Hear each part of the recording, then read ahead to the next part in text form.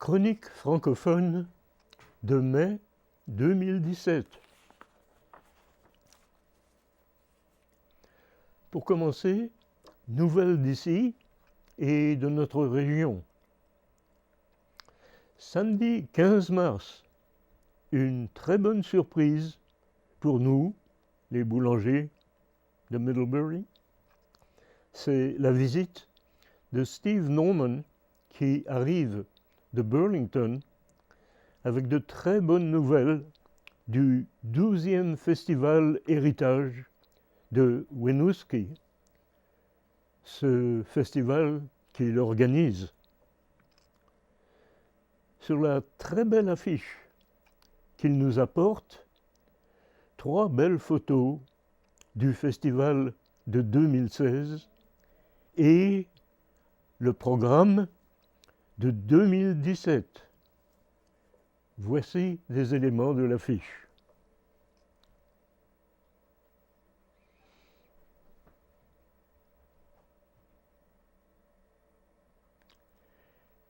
En bas à gauche, très probablement, la liste des participants.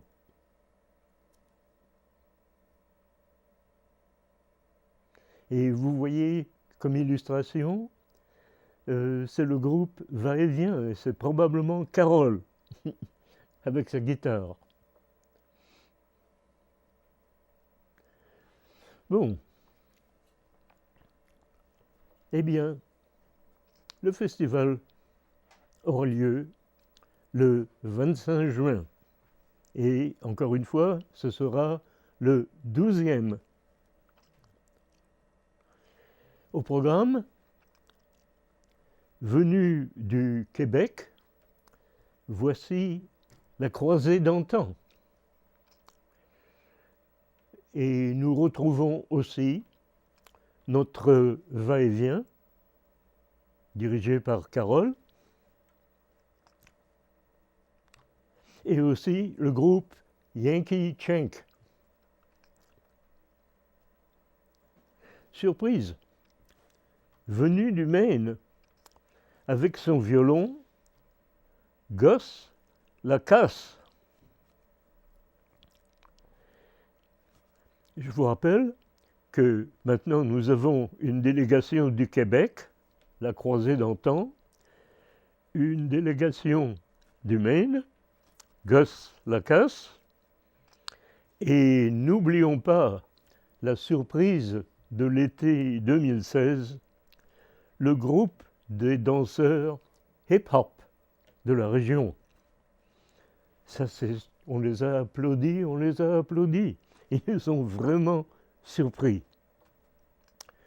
Bien sûr, les divers artisans seront là avec leurs créations et les fermiers de la région avec la fraîcheur et les parfums de leurs produits. Il y aura beaucoup de place à l'ombre. Ils se sont très bien arrangés, Steve et ses amis, pour que le parking soit facile. Et c'est une très bonne idée. Maintenant, nous espérons vous voir au festival. L'année dernière, il y avait 900 personnes. Nous espérons faire mieux. Maintenant, merci à Middlebury College pour le très bon film turc Mustang qui sera présenté le 6 mai à Dana. C'est le dernier film d'une très bonne série. Merci à Middlebury College. Ah, nouvelle récente, Va-et-Vient, notre groupe régional, sera très occupé cet été. En effet, le 20 juillet, ils seront au camp Timberlake à Indian Lake, New York. Le 25 juillet à Charlotte pour la History Society. Le 26 ou le 27, il faut vérifier, à Middlebury College, le 26 ou le 27. Et enfin, le 4 août, à Salisbury Congregational Church. Et avant de quitter ma première page de nouvelles, je tiens à envoyer un grand merci à Carole, qui nous a fleuri en avril en apportant un bouquet, 2 bouquets, 3 bouquets, 10 bouquets de son jardin qu'elle a distribués au petit café où nous nous réunissons. Et aussi, quand nous sommes retrouvés au Café Provence, elle avait encore apporté ces très jolies fleurs. Merci Carole. Et maintenant, passons au Québec, au Musée de la Civilisation qui annonce une exposition consacrée au dessinateur belge Hergé, le créateur de la bande dessinée consacrée à Tintin. L'expo arrive du musée Hergé en Belgique. Elle présente différentes facettes de l'artiste selon Stéphane Laroche, le directeur du musée de la civilisation, Hervé l'amateur d'art et le collectionneur, Hervé le graphiste, Hervé le voyageur immobile, fasciné par l'Orient. Voici Hergé et Andy Warhol, qui a exposé à Bruxelles 4 portraits du bédéiste. Hergé est à gauche. On fêtera à Québec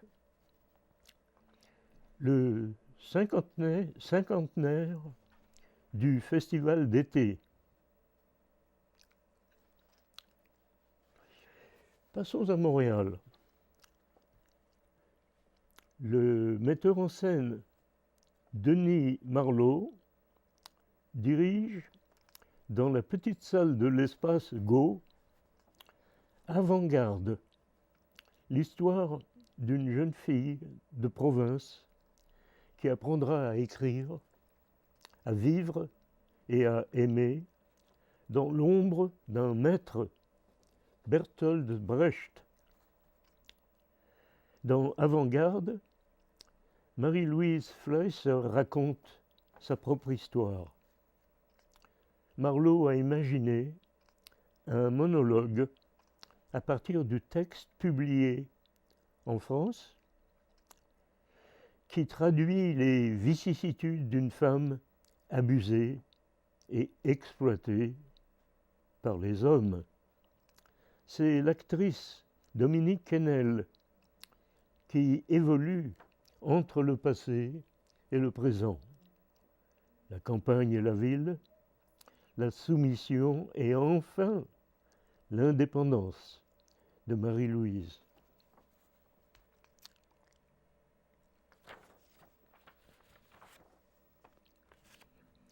Peter Brook, un des grands noms de la mise en scène internationale, est enfin de retour à Montréal. Il a choisi de présenter sur la petite scène du théâtre Go un extrait de son célèbre spectacle Mahabharata, présenté 9 heures sur scène au Festival d'Avignon en 1985. On continue à parler de ce Mahabharata. Il déclare « Nous nous sommes souvenus d'un petit coin qui semblait correspondre à notre monde d'aujourd'hui. Toute victoire est une défaite. C'est la méditation douloureuse d'un prince qui se souvient d'un territoire recouvert de cadavres.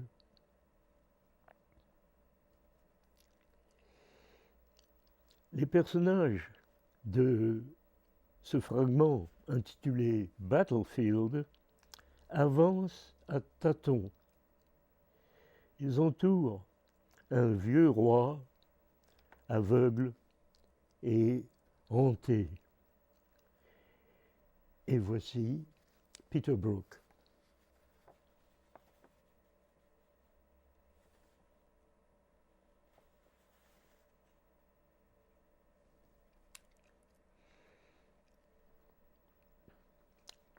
Le théâtre du Nouveau Monde compte présenter le jeu de l'amour et du hasard de Marivaux jusqu'au 20 mai.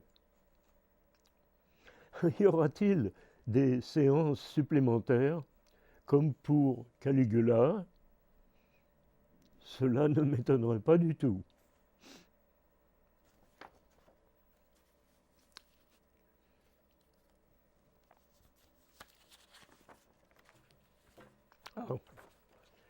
J'ai récemment trouvé dans Le Monde de Paris un bon article sur un film québécois récent, Les mauvaises herbes de Louis Bélanger.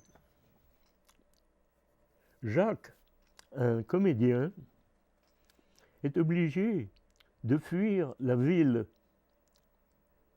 et de fuir si rapidement qu'il porte encore son costume de théâtre de l'époque Louis XV. Il se retrouve à la campagne, en pleine neige de l'hiver québécois, bien entendu. Un vieux paysan va le recueillir, mais à une condition. Il faudra que Jacques accepte de s'occuper de ces plantes de cannabis. Une jeune employée de la compagnie de l'électricité va rejoindre les deux hommes, mais involontairement, mais elle est obligée de rester. Citons le critique du Monde. Il suffit de s'installer dans le paysage d'hiver en compagnie du trio et de laisser arriver les péripéties en faisant confiance à Louis Bélanger, le metteur en scène de ce bon film. Voilà. Passons en France.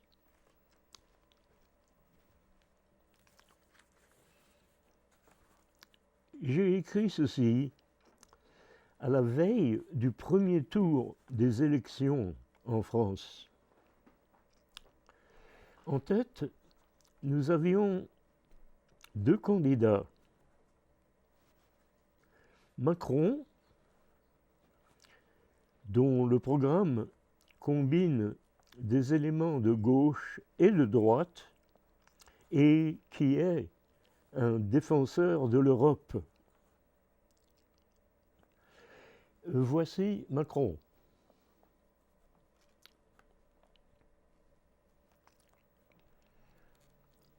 En deuxième position, la candidate Marine Le Pen du Front National. Je pense que vous connaissez probablement Marine Le Pen. Je dois vous dire, je tiens à rappeler que Marine Le Pen a rencontré à Moscou Poutine pour un long entretien. Et inutile de vous dire que probablement les Russes ont fait un très grand effort pour Marine Le Pen.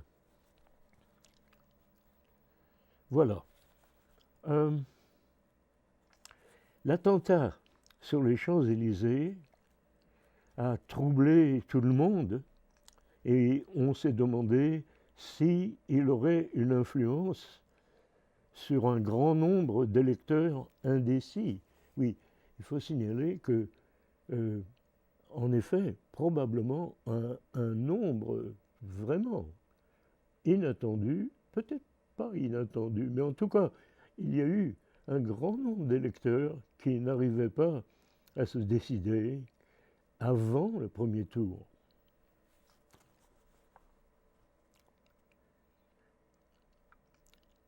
Paris. Paris nous propose une exposition organisée par deux musées qui ont décidé de s'unir.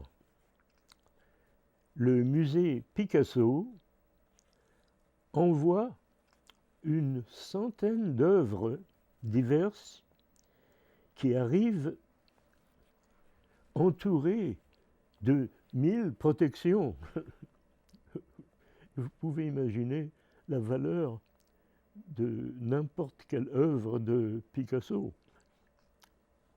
Donc, elles arrivent entourées de 1000 protections. Au musée, c'est au musée du Quai Branly qu'elles entreront dans un dialogue avec un nombre égal d'œuvres créées par des artistes anonymes d'Afrique, d'Océanie et d'Asie. Rappelons que dès son arrivée à Paris, Picasso a 25 ans, Picasso découvre dans son quartier une étrange boutique où il achètera ses premières créations exotiques et ses masques africains. Les directeurs des deux musées ont l'intention de placer côte à côte une création, dans ce cas de la Côte d'Ivoire, un masque de la Côte d'Ivoire et un dessin de Picasso qui s'en est inspiré en 1908.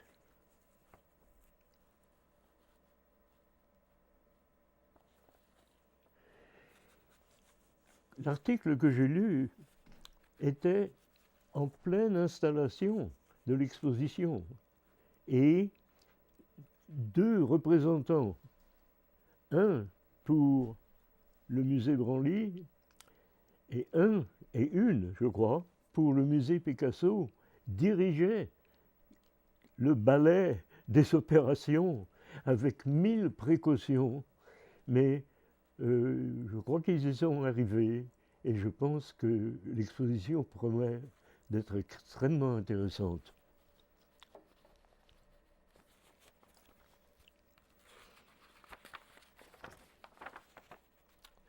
Cette année, l'Afrique s'installe à Paris.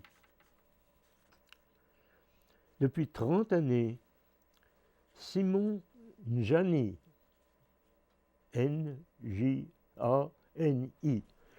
d'origine camerounaise, s'est consacré à faire connaître les artistes africains d'aujourd'hui. En 2004, avec son exposition Africa Remix, présentée au Centre Pompidou, il avait choisi 90 artistes africains contemporains. Il est maintenant en train de transformer la grande halle de la Villette en une ville qui sera habitée par les œuvres d'artistes africains contemporains. Mais il veut que les visiteurs entrent et vivent à l'intérieur de cette ville en contact avec les œuvres. Simon Gianni, qui est très très occupé, préparera ensuite la grande exposition internationale de Venise.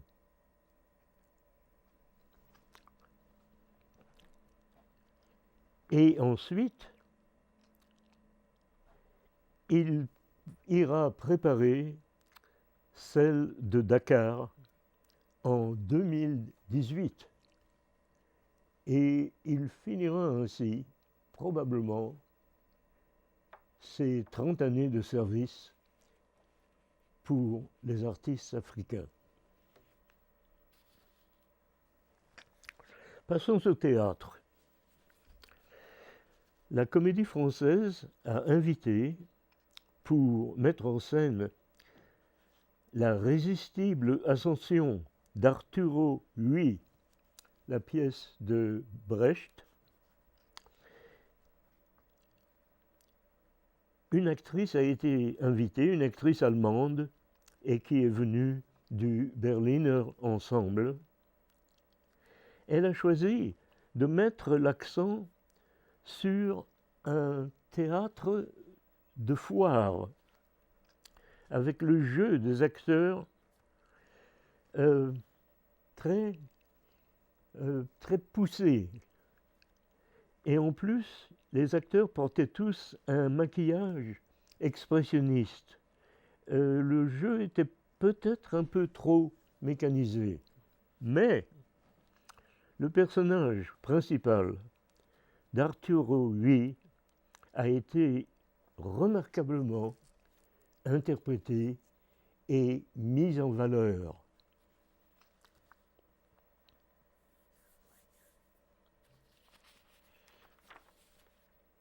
Passons au cinéma, où deux films se sont particulièrement distingués récemment. La fille de Brest, d'Emmanuel Berco, conte la longue lutte d'Irène Frachon, médecin, qui s'est battue pendant de longues années pour faire interdire un médicament dangereux. Elle a écrit un livre pour dénoncer le scandale où elle se présente comme une personne ordinaire dans une situation extraordinaire. Mon film, déclare Emmanuel Berco, donne un corps et un visage aux victimes si peu écoutées. C'est la grande actrice Catherine Deneuve qui a recommandé pour jouer Irène Frachon, le docteur, une jeune actrice scandinave, Sitze Babette Knudsen. Elle l'a recommandée pour son énergie vitale et même son côté clownesque. Ce qui est intéressant, l'actrice était un peu nerveuse car elle allait rencontrer la doctoresse. Eh bien, l'actrice et la doctoresse sont devenues des amies pendant la création du film. Vous avez vu l'affiche de la fille de Brest. Et maintenant, le deuxième film, c'est Franz, de François Ozon, qui nous installe dans une petite ville d'Allemagne. Dans une petite ville d'Allemagne, en 1918, une jeune femme, Anne, vêtue de noir, longe les rues étroites. Dans le cimetière où repose son fiancé, elle rencontre un inconnu, Adrien, venu se recueillir sur la tombe de France. Anna croit qu'il est un ami de France, son fiancé. Or, Adrien a tué France pendant la guerre. Dans son film, Ozon concentre notre attention sur sur Anna. Dès lors qu'elle découvre la nature véritable d'Adrien, elle se heurte à un choix: dire la vérité aux parents de France et risquer de les anéantir davantage, ou préserver la mystification pour leur propre bien. Dans le rôle d'Anna, l'actrice allemande a magnifiquement joué. Voilà. Passons au pays de la francophonie. Vous venez de voir une image. Là, c'est l'affiche d'un nouveau film africain. C'est le 4e film d'Alain Gomis. Donc c'est un des grands nouveaux espoirs du cinéma africain. Il a déjà remporté un prix pour un des 3 films précédents et il va remporter le grand prix du Festival africain de cinéma à Ouagadougou. En tout cas, Alain Gomis, sénégalais par son père, tourne ses films entre Paris, Dakar et maintenant le film dont je vous parle à Kinshasa, au Congo. Il a été attiré à Kinshasa par la musique du Kasaï All Stars. Il a voulu conter la beauté, la dimension spirituelle de la vie de Félicité, c'est l'héroïne de son film, qui se débat contre la fatalité. La fatalité, c'est l'accident de moto de son fils qui va coûter très très cher en opération. Elle va se lancer dans une course démente pour trouver l'argent pour l'opération de son fils. Quelques mots à propos de l'actrice principale du film, qui n'avait pas de formation artistique, mais une personnalité qui passait à travers tous les obstacles. Pour un rôle de chanteuse, elle a travaillé dur. Je sais qu'il faut se battre dans la vie, déclare l'actrice. Et elle a été reçue en triomphe au Festival de Berlin et aussi au Festival africain que je vous ai mentionné à Ouagadougou. Et voilà.